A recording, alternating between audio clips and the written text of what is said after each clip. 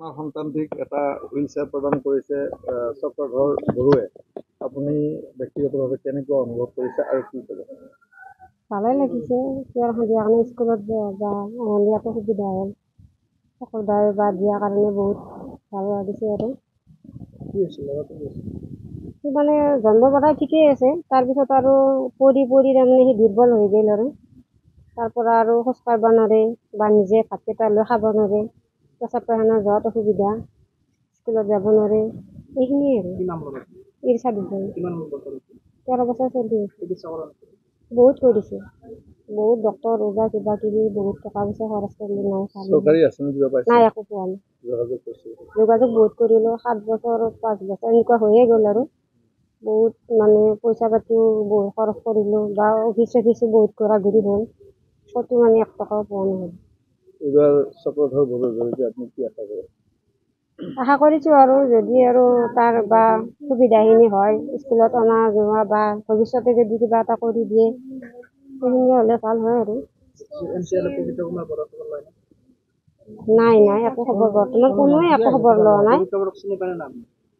চিনি পাওঁ, চিনি পালে একবাৰ নিছিল ভৱেশ কলিতাৰ তাতে ভৰি ভাঙাতে লৈ গ'লোঁ, লৈ যাওঁতে কৈছে যে ডক্টৰ তাত লৈ যাওঁ, মোৰ তাত কিয় আনিছা, মই ডক্টৰ নেকি, ডক্টৰ তাত লৈ যাওঁ, এনেকৈ ক'লে আৰু। ছাইদুল হুছেইনৰ ঘৰত আহি খুব ভাল লাগিল, কাৰণ ইৰছাদ হুছেইনক আমি এখন হুইলচেয়াৰ দিয়াৰ কাৰণে তেখেতে বহুত দিনৰ পৰা আমাৰ গোট সভাপতি তৌফিক ৰহমানে মোক যিহেতু আমি এইকেইদিন আপোনালোকে গমেই পায় যে আমি বহুত কেইখন হুইলচেয়াৰ বিকলাংগ মানুহখিনিক দি আছোঁ, দি থকাতে তেখেতে মিডিয়াৰ যোগেদি দেখা পোৱাৰ পিছত মোক একদিন ফোন কৰি ক'লে, দাদা আমাৰ গাঁৱতে ধুলাবাৰী গাঁৱতে ইৰছাদ হুছেইন নামৰ এজন ল'ৰা 12 বছৰীয়া এনেকুৱা বিকলাংগ আছে, তেখেতকো দিলে ভাল হয়। এতিয়া মই যোৱাকালি ৰাতি তাক 12 বাজিত ৰাতি ফোন কৰি ক'লোঁ, তৌফিক মই ইৰছাদ আৰু ছাইদুলৰ মানে ঘৰত যাই আছোঁ, যাই কিনে আমি একেলগে হুইলচেয়াৰটো দিয়াৰ কাৰণে ব্যৱস্থা কৰিম। কাৰণ আমি যিহেতু মিডিয়াৰ যোগেদিও কথা দিছিলোঁ যে আমি যিখিনি ল'ৰা আমাৰ গড়েশ্বৰ পৰিষদৰ সমষ্টিত বা ল'ৰা বা আমাৰ বৃদ্ধ ব্যক্তিসকলে এনেকুৱা বিচনাত পৰি থকা ব্যক্তিসকলক আমি হুইলচেয়াৰ দিয়াৰ কাৰণে চেষ্টা কৰিম বুলি কথা দিছিলোঁ।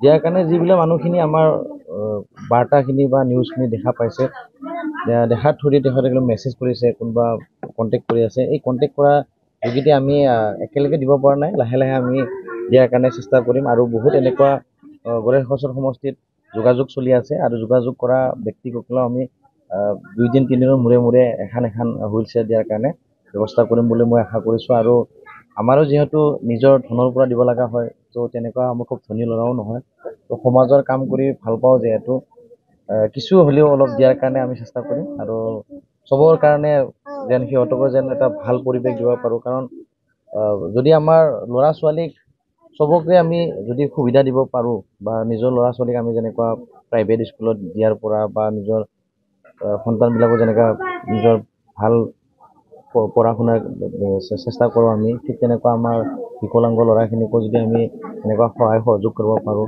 মই দেউতাকক কৈছোঁ যে আমি যদি পাৰোঁ ইয়াক পঢ়াব লাগিব, পঢ়াৰ কাৰণেও মই স্কুলৰ লগত কণ্টেক্ট কৰিম ভাবিছোঁ। কাৰণ আমাৰ কাহিলীপাৰাত এনেকৈ এখন স্কুল আছে, দেউতাকক কৈছোঁ যে শিক্ষাটো খুব ডাঙৰ বস্তু, গতিকে শিক্ষা থাকিলে তেখেতৰ জীৱনত এটা ভাল কাম হ'ব।